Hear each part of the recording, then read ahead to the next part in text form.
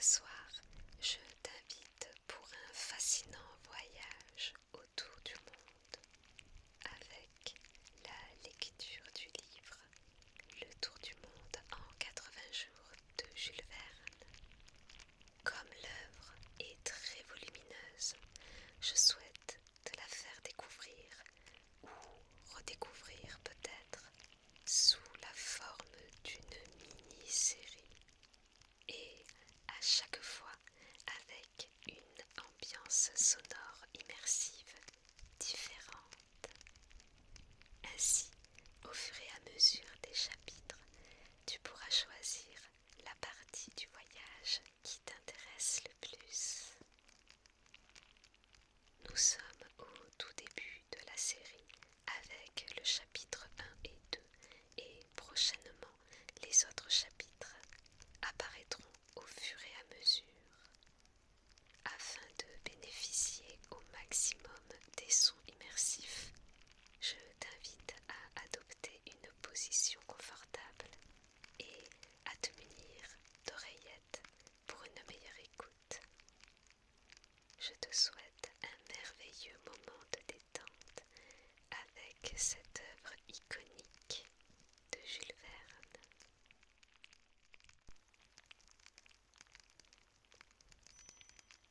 Chapitre 1, dans lequel Phileas Fogg et Passepartout s'acceptent réciproquement, l'un comme maître, l'autre comme domestique.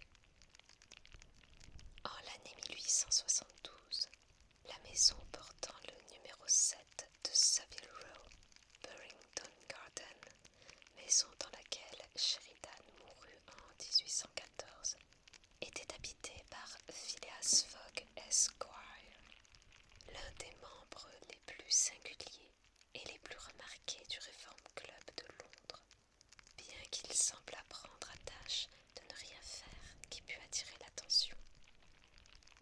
À l'un des plus grands orateurs qui honorait l'Angleterre succédait donc ce Phileas Fogg, personnage énigmatique dont on ne savait rien, sinon que c'était un fort galant homme et l'un des plus beaux gentlemen de la haute société anglaise.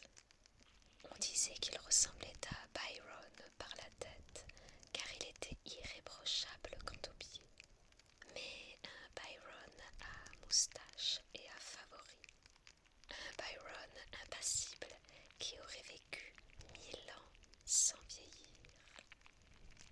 Anglais à coup sûr, Phileas Fogg n'était peut-être pas l'homme d'honneur. On ne l'avait jamais vu ni à la bourse, ni à la banque, ni dans aucun des comptoirs de la cité. Ni les bassins, ni les docks de Londres n'avaient jamais reçu un navire ayant pour armateur Phileas Fogg. Ce gentleman ne figurait dans aucun comité d'administration. Son nom n'avait jamais retenti dans un collège d'avocats, ni au Temple, ni à Lincolnshire, ni à Gray's Inn. Jamais il ne plaida, ni à la cour du chancelier, ni au banc de la reine, ni à l'échiquier, ni en cour ecclésiastique. Il n'était ni industriel, ni négociant, ni marchand, ni agriculteur. Il ne faisait partie ni de l'institution royale de la Grande-Bretagne, ni de l'institution de Londres, ni de l'institution des artisans, ni de l'institution Russell, ni de l'institution littéraire de l'Ouest, ni de l'institution du droit, ni de cette institution des arts et des sciences réunies, qui est placée sous le patronage direct de sa gracieuse majesté.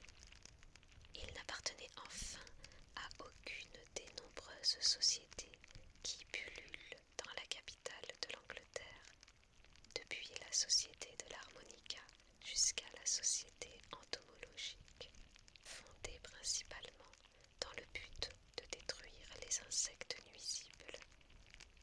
Phileas Fogg était membre du Reform Club, et voilà tout. À qui s'étonnerait de ce qu'un gentleman aussi mystérieux comptât parmi les membres de cette honorable association? On répondra sur la recommandation de Baring Frères, chez lesquels il avait un crédit ouvert. De là une certaine surface due à ce que ses chèques étaient régulièrement payés à vue par le débit de son compte courant, invariablement créditeur. Ce Phileas Fogg était-il riche? Incontestablement. Mais comment il avait fait fortune, c'est ce que les mieux informés ne pouvaient dire, et M. Fogg était le dernier auquel il convint de s'adresser pour l'apprendre. En tout cas, il n'était prodigue de rien, mais non avare, car partout où il manquait un appoint pour une chose noble, utile ou généreuse, il l'apportait silencieusement et même anonymement. En somme, rien de moins communicatif que ce gentleman. Il parlait aussi peu que possible et semblait d'autant plus mystérieux qu'il était silencieux. Cependant, sa vie était à jour, mais ce qu'il faisait était si mathématiquement toujours la même chose que l'imagination, mécontente, cherchait au-delà. Avait-il voyagé? C'était probable, car personne ne possédait mieux que lui la carte du monde. Il n'était d'endroit si reculé dont il ne parut avoir une connaissance spéciale. Quelquefois, mais en peu de mots, brefs et clairs, il redressait les 1000 propos qui circulaient dans le club au sujet des voyageurs perdus ou égarés. Il indiquait les vraies probabilités, et ses paroles s'étaient trouvées souvent comme inspirées par une seconde vue, tant l'événement finissait toujours par les justifier. C'était un homme qui avait dû voyager partout, en esprit tout du moins.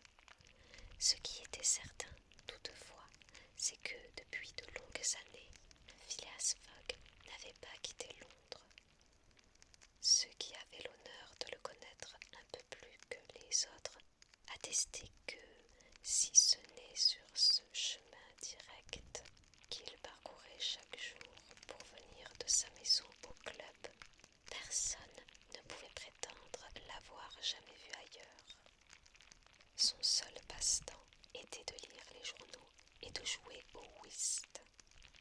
À ce jeu du silence, si bien approprié à sa nature, il gagnait souvent, mais ses gains n'entraient jamais dans sa bourse et figuraient pour une somme importante à son budget de charité.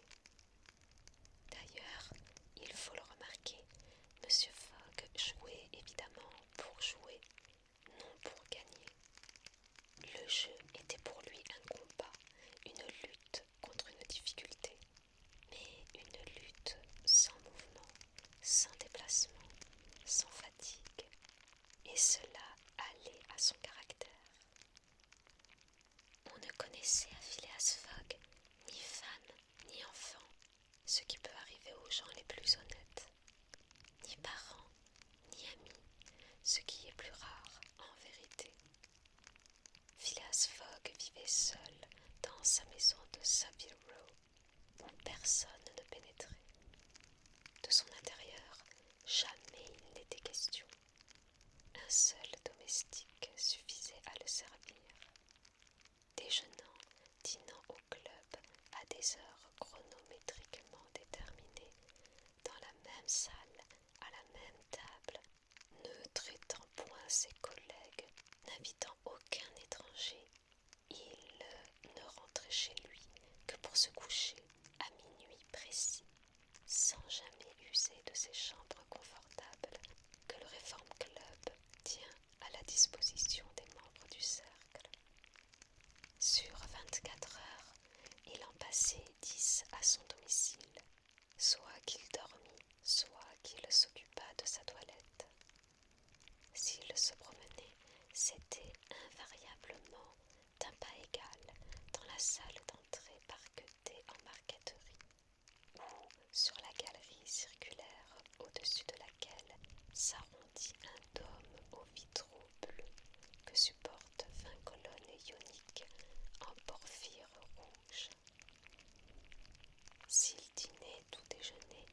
C'étaient les cuisines, le garde-manger, l'office, la poissonnerie, la laiterie du club, qui fournissaient à sa table leurs succulentes réserves.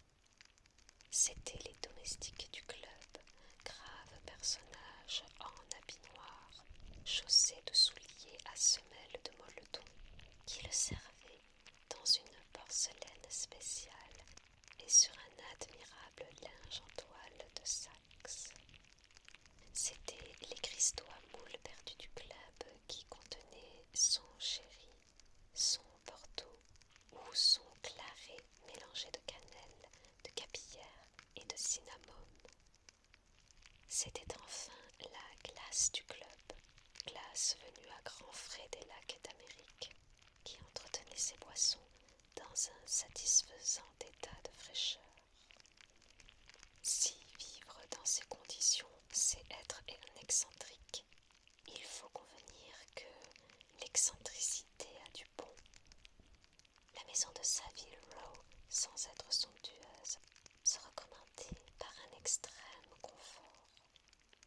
D'ailleurs, avec les habitudes invariables du locataire, le service s'y réduisait à peu. Toutefois, Phileas Fogg exigeait de son unique domestique une ponctualité, une régularité extraordinaire. Ce jour-là même, de octobre, Phileas Fogg avait donné son congé à James Forster. Ce garçon s'étant rendu coupable de lui avoir apporté pour sa barbe de l'eau à 84 degrés Fahrenheit au lieu de 86. Et il attendait son successeur, qui devait se présenter entre 11 heures et 11h30. Phileas Fogg, carrément assis dans son fauteuil, les deux pieds rapprochés comme ceux d'un soldat à la parade, les mains appuyées sur les genoux, le corps droit, la tête haute, regardait marcher l'aiguille de la pendule. Appareil compliqué qui indiquait les heures, les minutes, les secondes, les jours, les quantièmes et l'année. À 11h30 sonnant, M. Fogg devait, suivant sa quotidienne habitude, quitter la maison et se rendre au Reform Club. En ce moment, on frappa à la porte du petit salon dans lequel se tenait Phileas Fogg. James Forster, le congédié, apparut. Le nouveau domestique, dit-il.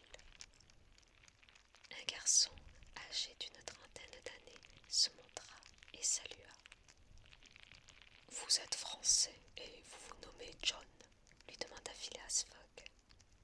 Jean, n'en déplaise à monsieur, répondit le nouveau venu. Jean Passepartout, un surnom qui m'est resté et que justifiait mon aptitude naturelle à me tirer d'affaire. Je crois être un honnête garçon, monsieur, mais, pour être franc, j'ai fait plusieurs métiers. J'ai été chanteur ambulant, aiguillé dans un cirque, faisant de la voltige comme Léotard et dansant sur la corde comme Blondin. Puis je suis devenu professeur de gymnastique afin de rendre mes talents plus utiles. Et en dernier lieu, j'étais sergent de pompiers à Paris. J'ai même dans mon dossier des incendies remarquables. Mais voilà 5 ans que j'ai quitté la France et que, voulant goûter de la vie de famille, je suis valet de chambre en Angleterre. Or, me trouvant sans place et ayant appris que M. Phileas Fogg était l'homme le plus exact et le plus sédentaire du Royaume-Uni, je me suis présenté chez monsieur avec l'espérance d'y vivre tranquille et d'oublier jusqu'à ce nom de Passepartout. Passepartout me convient, répondit le gentleman. Vous m'êtes recommandé. J'ai de bons renseignements sur votre compte. Vous connaissez mes conditions? Oui, monsieur. Bien. Quelle heure avez-vous? 11h22, répondit Passepartout, en tirant des profondeurs de son gousset une énorme montre d'argent. Vous retardez, dit M. Fogg. Que monsieur me pardonne, mais c'est impossible.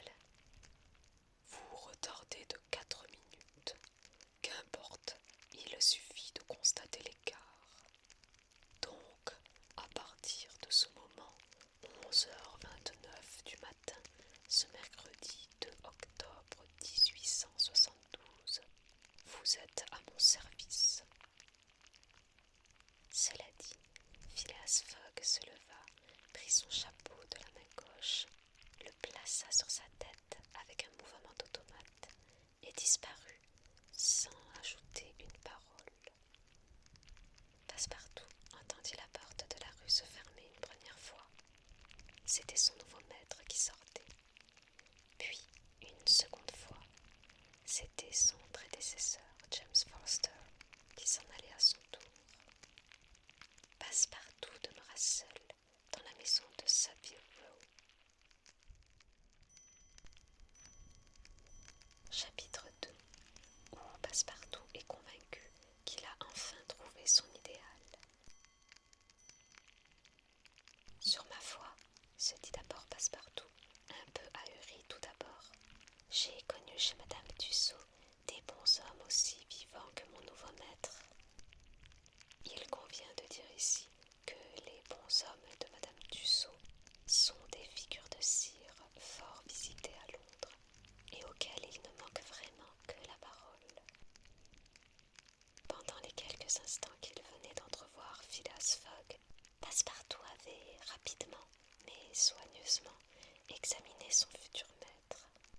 C'était un homme qui pouvait avoir 40 ans, de figure noble et belle, haut de taille, que ne déparait pas un léger embonpoint. Blond de cheveux et de favoris, front uni, sans apparence de rides aux tempes, figure plutôt pâle que colorée, dents magnifiques. Il paraissait posséder au plus haut degré ce que les physionomistes appellent le repos dans l'action, faculté commune à tous ceux qui font plus de besogne que de bruit. Calme, flegmatique, l'œil pur, la paupière immobile, c'était le type achevé de ces Anglais à sang-froid qui se rencontrent assez fréquemment dans le Royaume-Uni et dont Angelica Kauffmann a merveilleusement rendu sous son pinceau l'attitude un peu académique. Vu dans les divers actes de son existence, ce gentleman donnait l'idée d'un être bien équilibré dans toutes ses parties, justement pondéré, aussi parfait qu'un chronomètre de Leroy ou de Earnshaw. C'est qu'en effet, Phileas Fogg était l'exactitude personnifiée, ce qui se voyait clairement à l'expression de ses pieds et de ses mains, car chez l'homme, aussi bien que chez les animaux, les membres eux-mêmes sont les organes expressifs des passions. Phileas Fogg était de ces gens mathématiquement exacts, qui, jamais pressés, toujours prêts, sont économes de leurs pas et de leurs mouvements. Il ne faisait pas une enjambée de trop, allant toujours par le plus court. Il ne perdait pas un regard au plafond. Il ne se permettait aucun geste superflu. On ne l'avait jamais vu ému ni troublé. C'était l'homme le moins hâté du monde, mais il arrivait toujours à temps. Toutefois, on comprendra qu'il vécut seul et, pour ainsi dire, en dehors de toute relation sociale. Il savait que dans la vie, il faut faire la part des frottements, et, comme les frottements retardent, il ne se frottait à personne. Quant à Jean, dit Passepartout, un vrai Parisien de Paris, depuis 5 ans qu'il habitait l'Angleterre et y faisait à Londres le métier de valet de chambre, il avait cherché vainement un maître auquel il pût s'attacher. Passepartout n'était point un de ces frontins ou mascarilles qui, les épaules hautes, le nez au vent, le regard assuré, l'œil sec, ne sont que d'impudents drôles. Non, Passepartout était un brave garçon, de physionomie aimable, aux lèvres un peu saillantes, toujours prêt à goûter ou à caresser, un être doux et serviable, avec une de ces bonnes têtes rondes que l'on aime avoir sur les épaules d'un ami. Il avait les yeux bleus, le teint animé, la figure assez grasse pour qu'il pût lui-même voir les pommettes de ses joues, la poitrine large, la taille forte, une musculature vigoureuse, et il possédait une force prestance herculéenne que les exercices de sa jeunesse avaient admirablement développé. Ses cheveux bruns étaient un peu rageurs. Si les sculpteurs de l'Antiquité connaissaient 18 façons d'arranger la chevelure de Minerve, Passepartout n'en connaissait qu'une pour disposer la sienne. 3 coups de démêloir et il était coiffé. De dire si le caractère expansif de ce garçon s'accorderait avec celui de Phileas Fogg, c'est ce que la prudence la plus élémentaire ne permet pas. Passepartout serait-il ce domestique foncièrement exact qu'il fallait à son maître? On ne le verrait qu'à l'user. Après avoir eu, on le sait, une jeunesse assez vagabonde, il aspirait au repos. Ayant entendu vanter le méthodisme anglais et la froideur proverbiale des gentlemen, il vint chercher fortune en Angleterre. Mais jusqu'alors, le sort l'avait mal servi. Il n'avait pu prendre racine nulle part. Il avait fait 10 maisons. Dans toutes, on était fantasque, inégal, coureur d'aventure ou coureur de pays, ce qui ne pouvait plus convenir à Passepartout.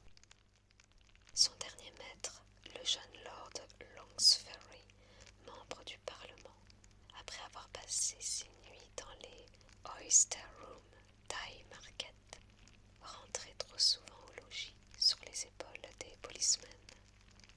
Passepartout, voulant avant tout pouvoir respecter son maître, risqua quelques respectueuses observations qui furent mal reçues, et il rompit.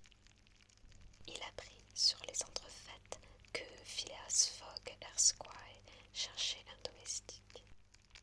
Il prit des renseignements sur ce gentleman, un personnage dont l'existence était si régulière qu'il ne découchait pas, qui ne voyageait pas, qui ne s'absentait jamais, pas même un jour, ne pouvait que lui convenir.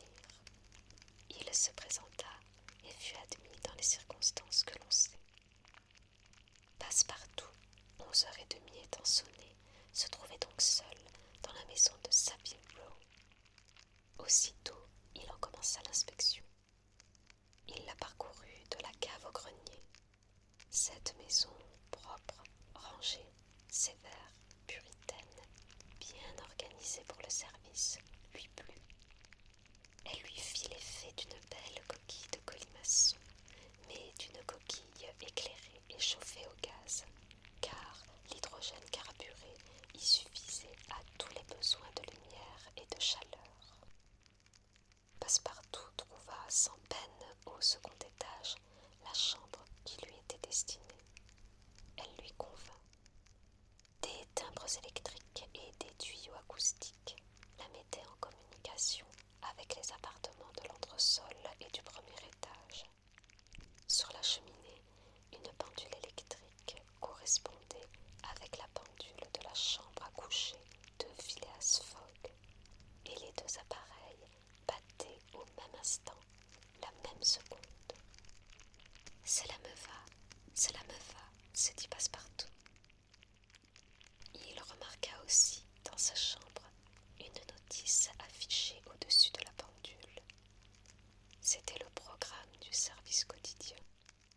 Il comprenait, depuis 8h du matin, heure réglementaire à laquelle se levait Phileas Fogg, jusqu'à 11h30, heure à laquelle il quittait sa maison pour aller déjeuner au Reform Club, tous les détails du service.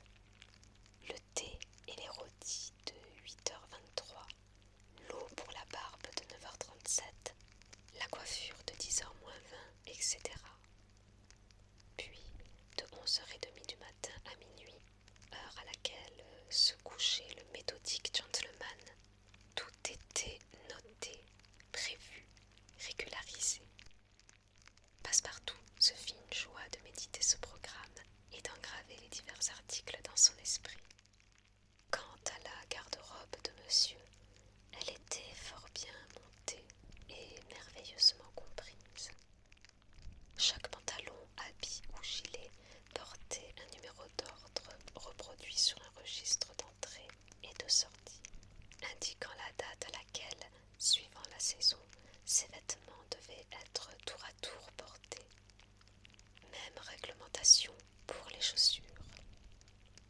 somme, dans cette maison de Savile Row, qui devait être le temple du désordre à l'époque de l'illustre mais dissipé Sheridan. Ameublement confortable, annonçant une belle aisance. Pas de bibliothèque, pas de livres, qui eussent été sans utilité pour M. Fogg, puisque le Reform Club mettait à sa disposition 2 bibliothèques, l'une consacrée aux lettres, l'autre au droit et à la politique. Dans la chambre à coucher, un coffre-fort de moyenne grandeur que sa construction défendait aussi bien de l'incendie que du vol. Point d'armes dans la maison, aucun ustensile de chasse ou de guerre. Tout y dénotait les habitudes les plus pacifiques. Après avoir examiné cette demeure en détail, Passepartout se frotta les mains. Sa large figure s'épanouit et il répéta joyeusement: « Cela me va, voilà mon affaire. Nous nous entendrons parfaitement, Monsieur Fogg et moi. Un homme casanier et régulier, une véritable mécanique. Eh bien, je ne suis pas fâchée de servir une mécanique.